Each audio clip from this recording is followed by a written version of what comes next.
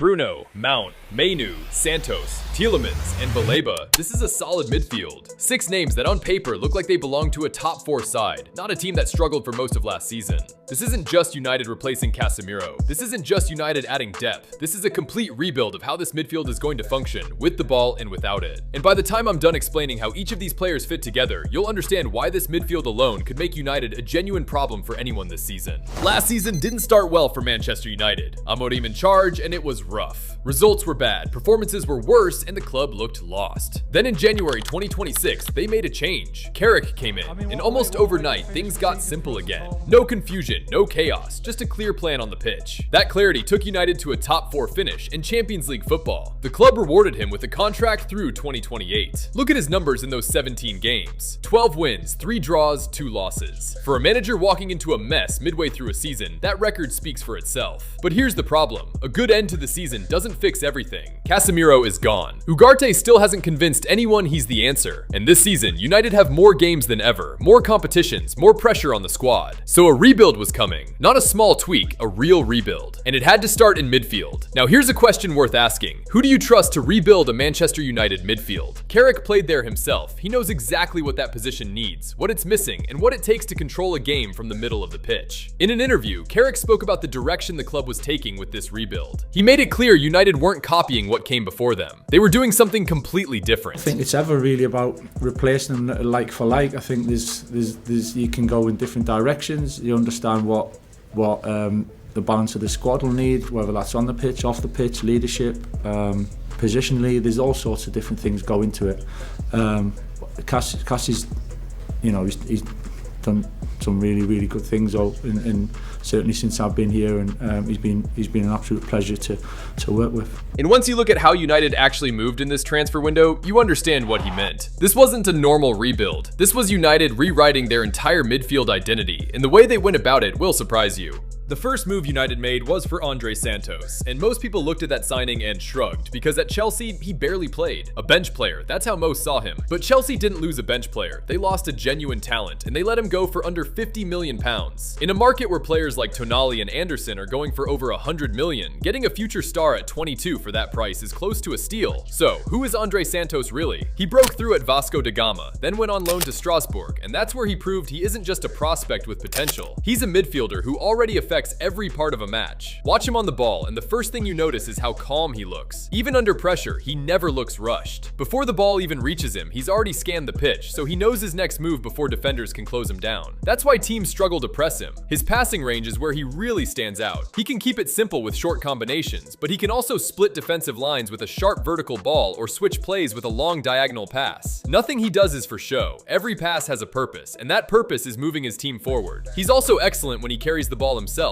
He's not a player who relies on flashy stepovers. He shields the ball, uses his body smartly, and drives through midfield with control. When opponents step up to press him, he has the balance to glide past them, and that alone creates gaps his teammates can attack. What makes him different from most young midfielders, though, is his footballing brain. He knows exactly when to slow a game down and when to speed it up. He's constantly making himself available, offering an easy pass to teammates under pressure, and that awareness lets him dictate tempo instead of just reacting to it. Going forward, he's more dangerous than your average central midfielder. His timing for late runs into the box is excellent, and he often arrives unmarked because defenders are too busy watching the forwards. He can finish inside the box, and he can also strike from distance, so he's a genuine goal threat from deep. Defensively, he matches his quality with real aggression. He covers ground, presses hard, and isn't afraid to win the ball back through a tackle rather than just containing his opponent. Once he wins it back, he doesn't waste time. He looks to launch the counter immediately. Honestly, the biggest compliment you can give Santos is that he doesn't play like a young player. His decision-making, his positioning, his composure, all of it looks far more experienced than his age suggests. And that's exactly why this signing makes sense for Manchester United. They weren't just looking for another midfielder to fill a squad number. They needed someone who changes how the midfield works completely. Someone who defends with intensity, moves the ball forward with purpose, and still arrives in the box to score. Since Casemiro's decline, United have missed a midfielder who steps out, engages in duels, and wins the ball before the opponent even turns. Santos does exactly that. He doesn't sit and wait for danger to come to him. He goes and meets it. His flexibility adds even more value.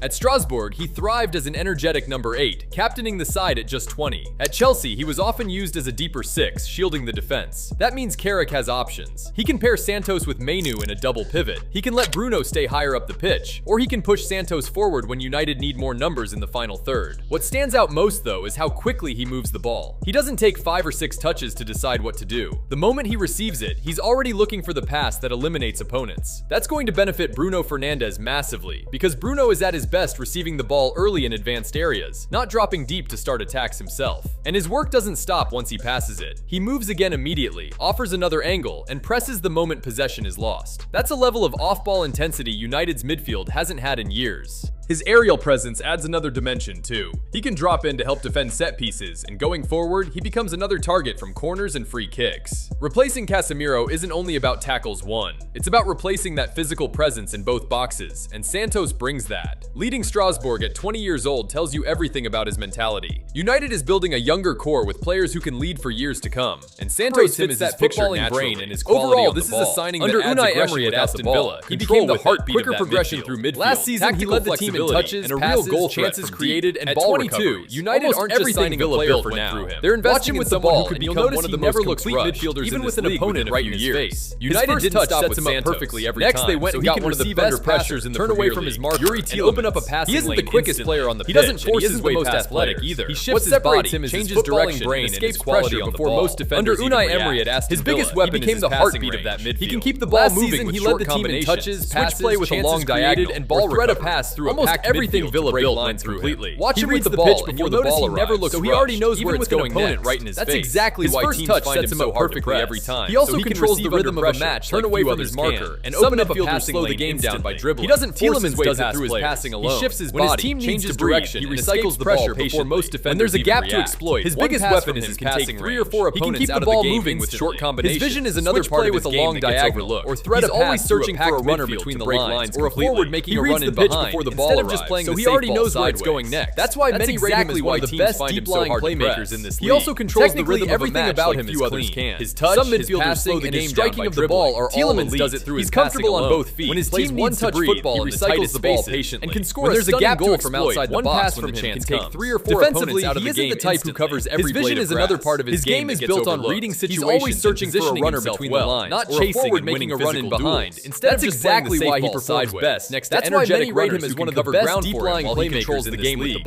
Technically, everything about him for Manchester United, because he solves the problem striking of the ball are all elite. He's comfortable on both feet, plays one-touch football in the tightest spaces, and can score a stunning goal from outside the box when the chance comes. Since the days of Carrick and Scholes, nobody at this club has combined composure, his game is built on reading situations from the positioning himself the way Tielemans not chasing and winning. At Villa, he wasn't just a central midfielder. That's exactly why he was the deep-lying playmaker, energetic dropping between or beside the center back to collect the ball before deciding how to move the attack. So why does he make sense for Manchester United? Because he solves a problem that this club has carried for years. United have lacked a moment to break the opposition's game from deep, sets the tempo, and constantly progresses the ball into dangerous areas. Since the days of Carrick and Scholes, nobody at this club has combined composure, vision, and passing range from the base of midfield the way Tielemans does. Then suddenly, at Villa, he wasn't just a central midfielder. He was the deep-lying playmaker, dropping between or beside the center backs to collect the ball before deciding how to move the attack. He doesn't force a risky pass every time he touches it. He's always looking to progress the attack. And he picks the moment to break the opposition's shape passes into the final third and expect that patience is exactly, and that tells you exactly how influential he is from midfield. Too often they've rushed their decisions on the ball, even clearer. United now has runners all over the pitch. Tielemans gives them Bruno constantly attacks down when needed. Mbeumo loves diagonal runs in behind. Sheshko stretches defensive lines. Creativity is what separates width from the fullback. Whether it's finding an overlapping fullback, splitting the defense with a through ball, or switching play to the opposite side, before the defender even reacts. He also makes United's build up among the league's best for passes into the final third. He immediately moves again to offer a new option, that tells you exactly how much harder for the opposition to press as a unit. And this is where the fit becomes even clearer. United now has runners all over the pitch. Bruno constantly attacks screening the back line, winning diagonal runs in behind. Reading danger Sheshko stretches defensive lines. Since United will spend plenty of time defending in a mid-block this season, that reading of the game becomes extremely valuable. And his passing quality means he finds them before the defender even reacts. He's entering the best years of his career with hundreds of Premier League games. After playing a pass, he immediately moves again to offer a new option, which signing, makes it much harder for the opposition to He's press ready as a from unit. day one. Defensively, and with a reported release clause of just 35 he isn't million a ball-winning this deal destroyer, becomes but even he's harder excellent to at ignore. screening the back Finding line, a player with winning this second passing balls, quality, and reading this danger leadership, before and it this becomes level a of real Premier threat. League Since experience United at that will spend price plenty of time doesn't defending happen in a in mid-block this this season. signing isn't That about rating of adding the another game becomes midfielder to the extremely squad. valuable. It's about Age adding a also plays profile in his United favor. have never At really 29, had. he's entering the Control, best years composure, of his and career creativity with from hundreds deep. of Premier League And when you put games him next and to the captaincy runners experience already in behind this him, team, you unlike a start lot to of see midfield exactly why signings, this he doesn't transfer need time makes to complete adapt. sense. He's ready Now from put day Bruno, one. Mainoo, And with a Mount, reported and release Santos clause of next just to 35 Tielemans, million and you already pounds, see what this deal United becomes are even building. harder to This isn't ignore. a copy of Finding last a player season's with this midfield. passing It's a quality, midfield this designed to leadership, control and games this with level the of ball Premier and League without it. experience But there's at still that one price piece simply missing. doesn't happen United often. needs a player This who signing covers isn't ground. about adding Someone another like midfielder Baleba to the the biggest squad. reason It's United about adding needs a him is profile United have never really had: control, composure, and creativity from deep. And when you put him next to the runners already in this team, you start to see exactly why this transfer makes complete sense. Now put Bruno, Mainoo, Mount, and Santos next to Tielemans, and you already see what United are building. This isn't a copy of last season's midfield. It's a midfield designed to control games with the ball and without it. But there's still one piece missing. United needs a player who covers ground, someone like Baleba. The biggest reason United needs him is simple: ground coverage. Baleba is one of the best midfielders in the league when it comes to aggressive recoveries, interceptions, and winning the ball back. His athleticism lets him protect a huge area in front of the back four, which means he can clean up danger even when everyone around him pushes forward. And that single quality changes the whole shape of this midfield. With Baleba sitting as the only six, the two eights get total freedom. Whether that's Bruno, Mainoo, Santos, or Tielemans, none of them have to keep dropping deep to protect the defense. Baleba's presence lets them stay higher, make more runs forward, and focus purely on creating instead of tracking back every time possession is lost. His range gives Carrick the confidence to commit more players forward, because Baleba has the speed and the game reading to stop counterattacks before they even develop. But he isn't just a destroyer. That's the mistake people make with him. Brighton values him so highly because he's genuinely comfortable in possession. He doesn't just win the ball and pass it off immediately. He can receive it under pressure, dribble past an opponent, and carry it through midfield to break defensive lines himself. Those progressive carries turn defense into attack in seconds, and that's what makes him far more than a traditional holding midfielder. His passing adds another layer. He consistently looks to play forward rather than sideways, and he has the range to switch play or find a runner between the lines. Brighton often uses him as the first outlet straight from the goalkeeper, because they trust him to beat the press and move the ball forward under pressure. He combines defensive security with real passing quality, and that's exactly what the modern number 6 needs to be. And that's why Manchester United needs him. He's the final piece that lets everyone else in this midfield do what they do best. There's one more name people keep forgetting in all of this: Mason Mount. Carrick hasn't given up on him. Look at the last game of the season against Brighton, and you'll see exactly why. In that number 8 role, Mount was excellent, direct, sharp, always ready to attack the box. That's why he still has a place in this midfield. He's the box crasher this team needs when a game is tight, and they need a goal from midfield. Don't be shocked if you see a Mount, Mainoo, and Baleba midfield at some point this season. That balance, control behind, and a runner ahead gives Carrick another option depending on the opponent. Now picture all 6 names together: Bruno, Mount, Mainoo, Santos, Tielemans, and Baleba. That's not just depth, that's a midfield with control, aggression, creativity, and goal threat all in one unit. Any team lining up against this United side will know exactly what they're facing. A midfield built to win the ball back, control the tempo, and still hurt you in the final third. This wasn't United trying to rebuild last season's midfield. This was United building something far more complete, a group that works with the ball and without it, and a group built to last for years, not just one season. But do you think this midfield can win trophies next season? Or do you think they should sign one more? Well, let me know in the comments, and don't forget to subscribe to the channel. Thank you.